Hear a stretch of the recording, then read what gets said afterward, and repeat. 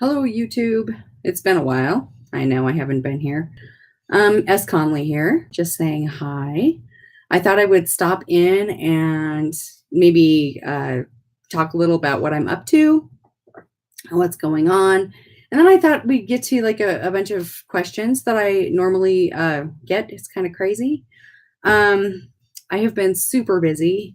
And if you've been following over at Facebook, you'll find that I've been doing some Facebook Live videos. So if you go over there, you'll probably see more of me over there than you do here. So um, hi, guys. Hey, Shay. Hi, Lucia.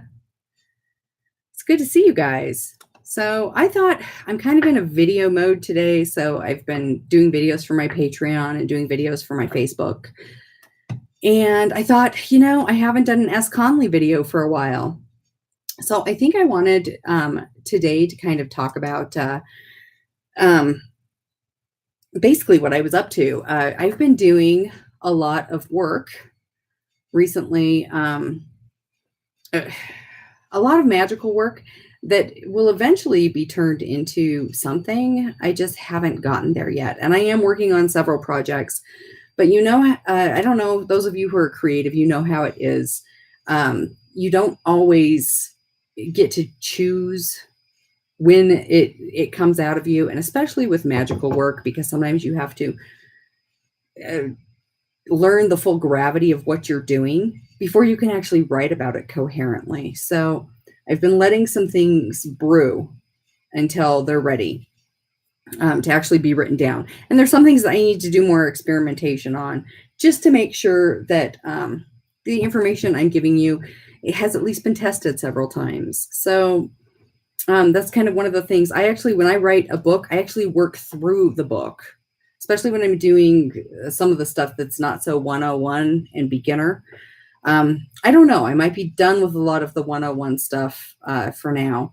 And that's one of the reasons I am doing a lot of things on my mailing list. So if you're not on my mailing list, go to sjreisner.com and check that out, because there's a lot of stuff there on the mailing list that you'll only see on the mailing list and no place else. So I've kind of gotten off of the online culture for the most part, just because I've got too many other things going on and I just can't be distracted by that. Especially when you have, everybody has critics, obviously, but especially when people just try to distract you from the work that you're doing. And I can kind of see why some occult authors they aren't accessible to their readers. I like to be accessible because I like chatting with you guys. I like having that rapport with you and being able to talk to you. Unfortunately, I have spread myself way too thin with the 4 pen names, with the 3 fiction pen names, and then the nonfiction. I spread myself way too thin, and I need to kind of concentrate on my work and not so much what everybody's saying about the work. But you can always contact me via email, and I always try to answer posts on Facebook. I know I'm not good about answering comments here. I get a lot of hate mail here. A lot of people, it's easy to spew hate when nobody knows who you are. That's one of the bad things about the internet, I think, because I think face to face, a lot of people would be a lot nicer and not say such shitty things. So anyway, it is what it is. I have been working on the creative magic book. I have been working on, I'm still working on the preeminent curse. Bear with me there. There's something I'm missing in there, when you feel like you've forgotten something and it just hasn't quite dawned on me yet, but I've been so distracted with other things. This was my convention season. From May to October every year is convention season, and it just runs me ragged. So that's just kind of one of those things. It's not necessarily a good thing. There's a chat window here, so if anybody has any questions, you're more than welcome to just kind of post them or whatnot. I'm also working on my Sorath model. I actually have it out in testing with a few other people. So, I mean, we're talking some chaos magic at its finest. It's chaos magic, it's sigil magic, it's interesting and fun, it's geometrical. Hopefully, once I put that out there and show you guys what it's like, people will find it interesting. If anything, it'll be like a log of my experiment as a magician that other people can repeat and reproduce. So, and if you're on my Patreon, that actually, you actually get to, I don't know, see my work firsthand. So, good offerings to Lucifer. Oh, well, that's kind of cool. Since Lucifer is all about intelligence and enlightenment, and he's an air element, you could probably safely say incense is always a good offering for Lucifer. Some people I know will also leave lemons, because a lot of the herbs, well, not a lot of the herbs associated with him, but he's associated with like lemon balm. And so that citrusy scent is also a good thing. So I have friends who will leave offerings of lemons, as strange as that sounds. But those are two very simple offerings. And generally for Lucifer, I only offer incense. So usually homemade incense, not necessarily loose incense. I make sticks too, which is really easy to do. I should do a demonstration of that for you guys, just because I think you could save so much money making your own incense. I'm serious. Oh yeah, lemon balm's awesome. It's great in tea too. It's good in iced tea. So I usually grow it, and then I dry it, and then I keep it for the rest of the year, and then same thing the year after. So yeah, exactly, right? Yeah, Lucia Faye was saying that Belial said to offer Lucifer lemons, and she was like, really? But yeah. So, and I've heard this from like many people. So it's not just me. I'm a water element. I'm an earthy water. So I tend to really, if I'm doing elemental demons, it's Leviathan Belial. So as far as that work goes, not that I don't work with Lucifer. As a matter of fact, I work with Lucifer a lot in divination for some reason. He always kind of shows up. So I guess that makes sense. It's perfectly acceptable. Let's see. Black Metal Follower, dumb question as a beginner. What kind of mental illness will bring difficulties during magic? Well, excuse me. It's not necessarily, well, I don't want to say that, there's nothing wrong with having, first of all, I want to say there's nothing wrong with having a mental illness, because that's not something people can control. But you want to make sure that you're managed and you're emotionally stable when you're working magic or doing meditation, because sometimes when you're working magic and when you're doing meditation, you start focusing inwardly.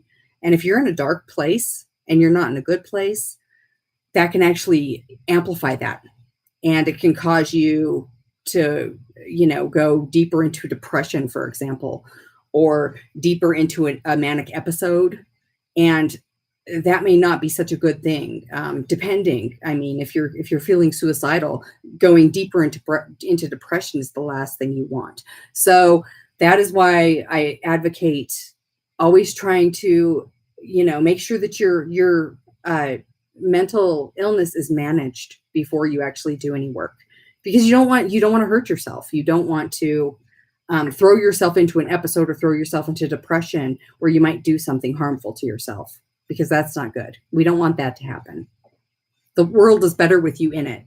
So food and drinks for Lucifer, seriously, go with the lemon. Go with the lemon. I don't know. You could give him lemon cake. He might like lemon cake. I don't know. We'd have to ask him.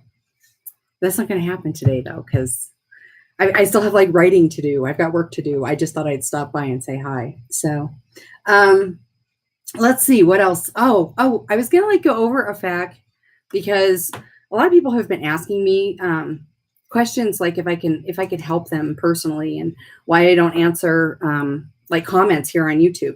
And mostly, again, it's because I've spread myself too thin. I've got so much going on that I don't have time to check everything. And by the time I do go through and check things, like, other people have already answered comments. So I've been trying to stay on top of it.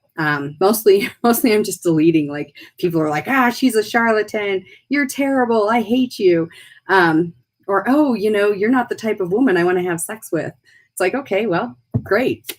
I wasn't on here for you to decide whether or not you wanted to have sex with me. But it's just funny stuff. People are strange. They come up with some really crazy things. So a lot of times I get, will you mentor me or teach me one-on-one? And again, it's a time factor. I don't really have the time it requires to actually take on students. And for an actual apprentice, that's like completely impossible, because an apprentice teacher relationship is a very intense one, and it requires like at least daily interaction, and at least, some FaceTime every week, in my opinion. And again, I don't have that. Now, I know a lot of people will come to me for like writing advice and publishing advice. And that's why I put out the Indie Esoteric publishing for the independent occult author. So if occult author, if you have an inspiration or you aspire to become an occult author, you want to check that book out, because it'll teach you the ins and outs of self-publishing if you're not looking for a publisher to do things for you. I'm a control freak. I have to, do my own thing. So that's part of the reason I do what I do. So will you join and participate in my Facebook group or forum? Well, I would love nothing more than to spend my days hanging out in Facebook forums and groups. Again, I just don't have time. I have a part-time day job that I've kept because I work for my family business. So they kind of need me around for things. Plus, I need to get out of my writing cave for a while and get out into the real world and talk to people, other humans. It's a good thing. So being an introvert, I prefer to spend most of my time alone. So, I mean, it's not that that I'm not social, or that I'm antisocial, or that, excuse me, that I'm not even, my sinuses are going crazy. It's autumn, and the leaves are falling, and it's already driving me crazy.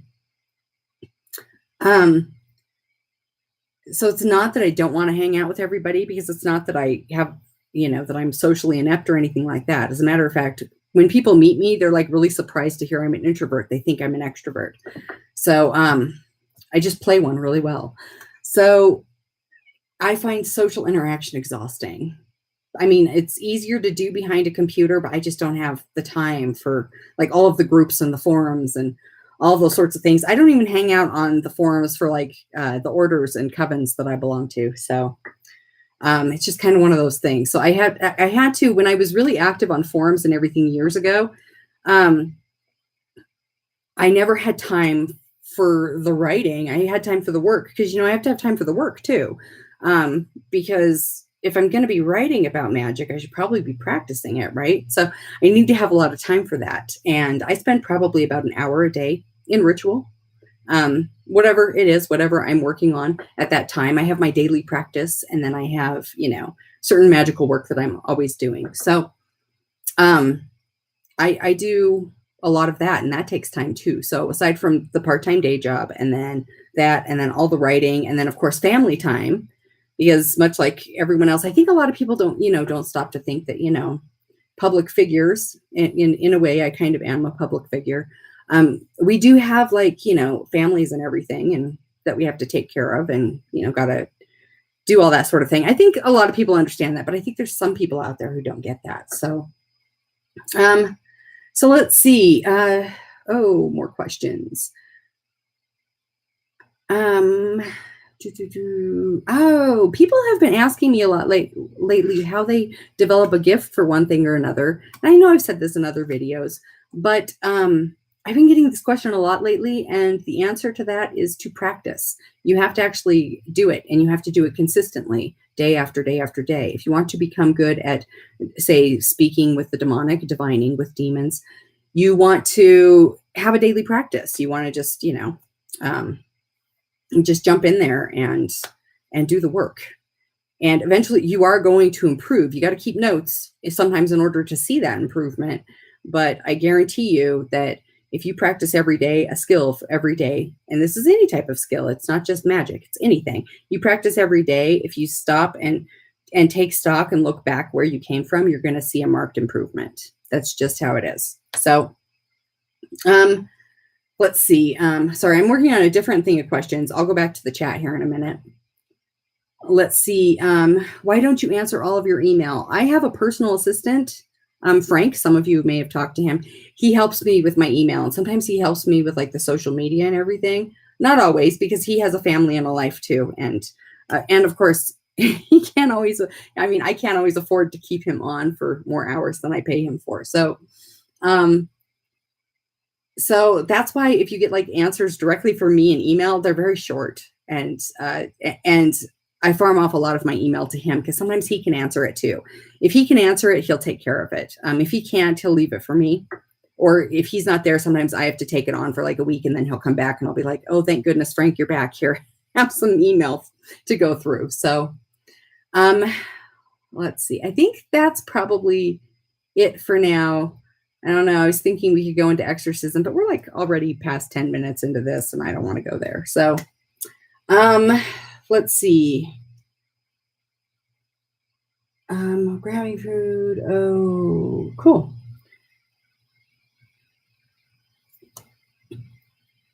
Message retracted. Oh no. Was it something mean? I've invoked Salos, Sea-Tree, Dantalion, Grimoire without protection. Am I at risk? I do not believe in demons in the Christian sense, to where they're these like completely evil beings that are out to harm you. I kind of gave up my whole Christian worldview many, many years ago. And it's hard to do. It's hard to shed because our culture is basically built around that Christian worldview. So to shed it actually can take, years of practice and a lot of study. But when you do that, you start seeing things in shades of gray. You get rid of those black and white boxes that you may have built up around things, because that's what the Christian worldview basically promotes, is that these things are evil and bad, and these things are good and holy. And that's just not how the world works. There's good and bad in everything, even bad things, or even things that we might consider bad, like, let's say, I always use the example of you lose money, but someone else finds it and it's good for them. It's bad for you, good for them. Even horrible things like being molested as a child or something like that, that can really make some people stronger and make them an advocate and put them, more in touch with their inner strength, because they have to overcome something like that, even as horrible as it is. So I think good things come out of all bad things, and sometimes bad things can come out of good things. So that's kind of where I stand on that. I don't think and now that's not to say that demons can't give you a bitch slap or a kick in the ass. Okay. Let's just be honest here. Demons can be harsh teachers. And sometimes if they think that you need to pull your head out, they will, knock you around a little bit. Sometimes you need that. You need to look back on it and say, what were they trying to show me? I do think sometimes what we bring into our magic and what we bring to the demonic gets mirrored back at us. And it's kind of like a fear-facing exercise, or it's like, okay, so you're expecting me to harm you, so I'm going to make you face that fear by scaring the crap out of you. I've actually seen that happen. And some people will say, oh, demons don't promote fear-facing. And that's kind of ridiculous, because I've noticed, one of the things about magic that a lot of people don't realize is, if magic isn't making you look within yourself and isn't making you try to improve yourself and become a better, more effective human being, you're not doing it right. It really is about you and your psychology and changing the way you view things, thus changing the world around you. There's a lot of psychology that works into magic too. And I'm not saying that you can't say do a ritual, throw it out into the universe, and then get what you want and have it come back to you as, glorious prosperity or whatever. I'm just saying that when stuff like that happens, it's usually short-lived. It's not really stable, and you have to continually redo it. And eventually you get to a point, I figure if you practice magic for any length of time, you are finally going to get to that point where you start learning things about yourself and you start having these self-realizations, because you really do have to dig deep down sometimes to figure out why things aren't working, and to try and understand how your actions in your mundane life actually affect your magic. So there's that. I don't think you're at risk. I don't think you're at risk unless you bring fear into that ritual space with you, and you are expecting to have something bad happen. It could be a self-fulfilled prophecy. You could bring it on yourself. And there's a psychological component to that too. So you do have to be careful. What kind of meditation ritual or activity do you recommend to practice on a regular basis? I always practice opening the temple, leaving any offerings that I might be leaving. I usually pull a sigil or a tarot card first thing in the morning. If you're one to pray, not everybody is. Prayer isn't for everyone. You might say morning prayers. With meditation, sometimes for people who are just starting out, it's a lot easier to focus on something. I recommend focusing on sigils or a candle flame or something where you have a focal point. Guided meditations are good too to start out with, just to get you to sit down and to be in the present moment. A lot of people erroneously think meditation is about completely emptying your mind and just sitting still and not thinking. That's not what meditation is.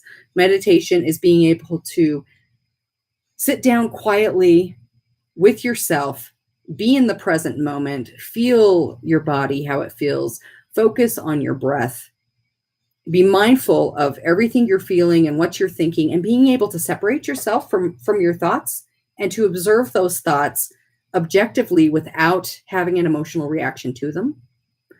That's really helpful if you're trying to problem solve something or something's really pissed you off, to like sit down and just kind of detach yourself from that for a minute and kind of look at it as if you're sitting on the outside looking in and just kind of thinking these things through without having any emotional reaction to them. A lot easier said than done, especially if something's really upset you. So, and that's kind of what I mean by a daily practice. So for example, I'll go into the temple, I'll open the drape, I'll light an incense. I may light a candle if I'm doing candles for somebody. I will, sometimes I'll go through and I'll call on the elemental demons to kind of like open the temple to bring the energy in. I may open a window. I may take the incense all throughout the room just to kind of fumigate it a bit, get out any stale air or any weird energy buildup. And then I'll sit and meditate for a while. If you're going to leave offerings, you can leave daily offerings. If you do that, you can put those on the altar first thing in the morning. Again, if you're a prayer, you can pray. So there's a lot of different things you can do for a daily practice.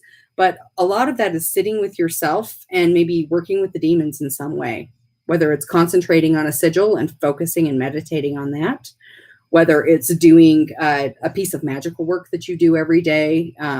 A lot of people do the lesser banishing ritual of the pentagram, to kind of clear negative energy out of their space. And no, that does not remove demons, because demons are not negative energy. They're divine intelligence. That's a totally different thing. Not everyone agrees that demon means divine intelligence. Some people prefer it to mean, evil spirit, but to each their own. So let's see. And Shaylin said, yes, demons can be bluntly honest teachers. Yes, they can. They don't always tell us what we want to hear. And that's one of the things, learning discernment for that is really important. Because if your demons always agree with you and always tell you what you want to hear, that may just be your higher self or yourself and not the demonic. Because trust me, they will disagree with you. If they think you're in the wrong, they'll be like, yeah, no, you got to let that go. How do I decide what to work on next? Do you find inspiration more from yourself or those around you? Well, that's kind of interesting. That's kind of a mixed question. So usually, when I decide what I decide to work on next, it's very organic. Something will happen during some working that I'm doing that will bring up something else. Then I kind of go into that. So, for example, my Sorath work for, I was doing that for my career and my public speaking and my fiction writing. And that kind of bloomed into questions about my creative process, which kind of caused me to start working on some creative magic, and then working on a book about creative magic. So it's kind of an organic process. One thing will come up during one magical working that will cause you to go into another, that causes you to go into another. And it just seems to kind of flow. For me, it's a flow, and it's always been that way. So so it's not like I actually sit down and go, okay, so what am I going to do this week? It just kind of happens. It's kind of like, oh, I really need this week. Sometimes I need a good self-cleansing, and so I will do that. It just depends what's needed at the moment, what's going on in my life. I don't actually search for reasons to practice magic. They just kind of find me. And a lot of it's self-work, admittedly, a lot of it's self-work. I think you find that more when you're younger and there's so many things you want that it's easy to go, okay, well, I'm going to do, I need a better job. I need a new car. I need this. I want that. And you kind of go through the mundane stuff. And then as you progress, you start finding there's like higher things that you want, maybe from yourself. Maybe like, I need more confidence. I need to have a little more assertiveness, things like that. So, oh wait, there was more to that question. Do you find inspiration more from yourself or those around you?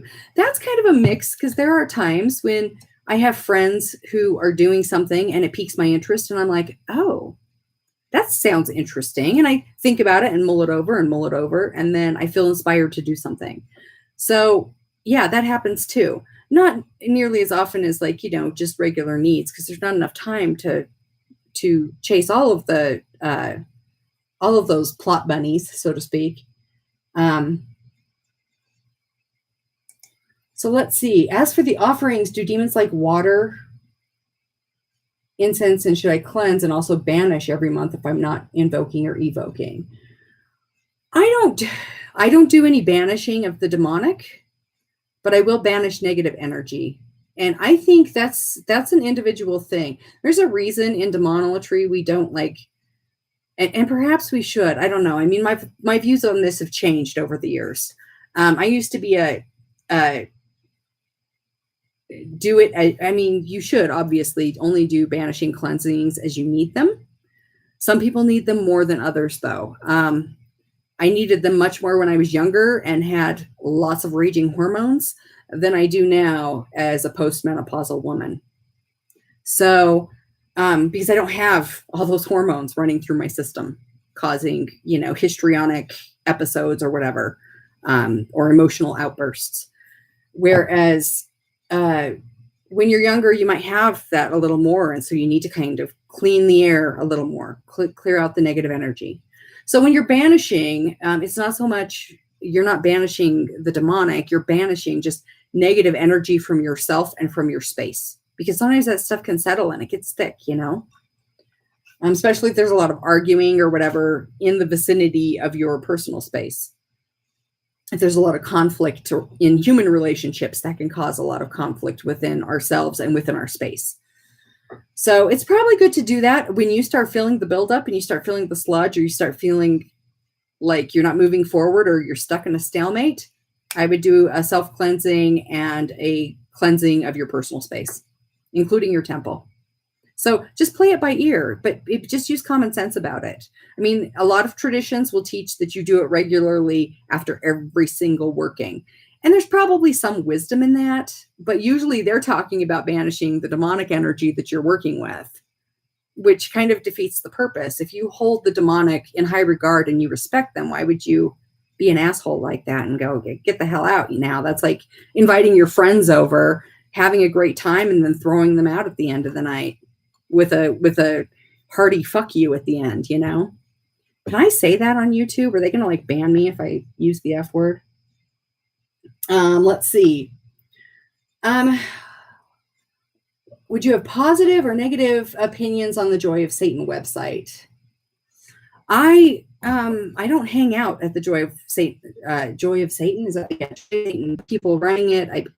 I mean, I don't want to pass judgment, but I will tell you right now, I don't like Nazis. Okay. So screw that. I will take a stand for that because there's just no excuse for that shit. So that said, I guess you can kind of tell where my opinion is. I suppose as long as you don't get involved in the the white power crap that goes with that, you're probably fine. There is some information there that might be useful to you.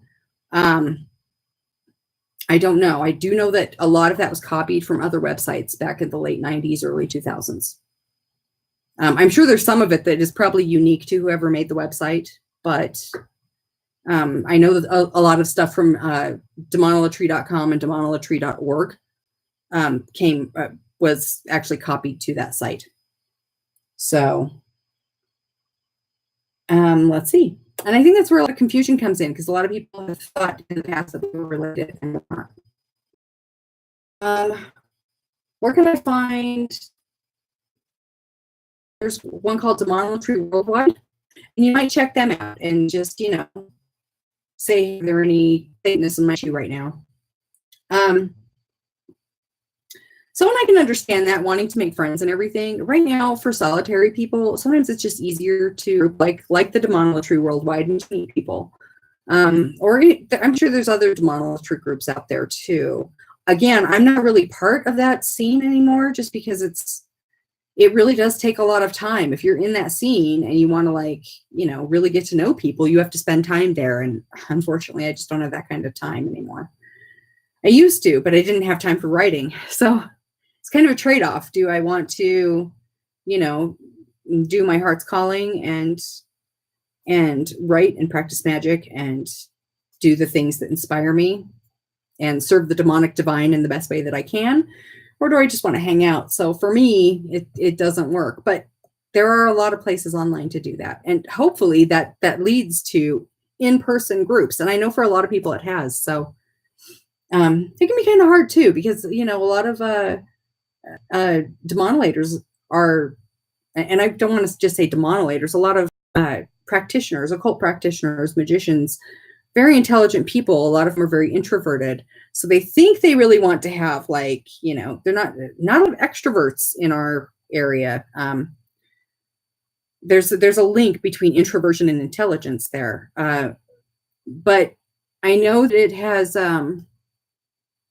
it works for a lot of people. Sometimes they think they want to be in a group, then they go and they kind of get their group of people, and then there's just too much drama, and they're like, yeah, forget this. I didn't want the drama. I just wanted the camaraderie and the friendship. So, and let's see. It's good to see you too, Jordan. Lucia is asking, has a spirit ever woken you up before? Yes, I have had that experience before. I have been woken up by a full manifestation before. So, and of course, I do have to. There was an instance where I was woken up with it looked like a spirit face in my face, and I do have to wonder, because I'm always looking for logical, scientific explanations for my experiences.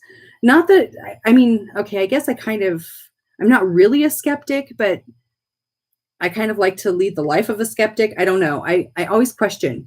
I'm always questioning my beliefs and my experiences. And it actually had the makings of a frontal lobe seizure. That's where part of your brain kind of goes into this paralysis. You kind of, you'll wake up, and what you're basically seeing in your head, it plays a trick on your mind and throws the image outside. So you think you're actually seeing what's going on in your head outside your mind, but you still feel paralyzed because your body has secreted the hormones to keep you paralyzed during sleep. So, but yes, I have had experiences though that don't really match that. So yes, that has happened to me before. Is there anybody else? Because if not, it's been about a half an hour and I should probably go get some work done. So it was really great talking to everybody. It's good to see you. I'm glad I stopped by to say hi. I should do this at least once a month. Just, stop in, say hello to everybody. So thank you for stopping by. Thanks for watching. And I hope you guys are having a great week. I will see you next time.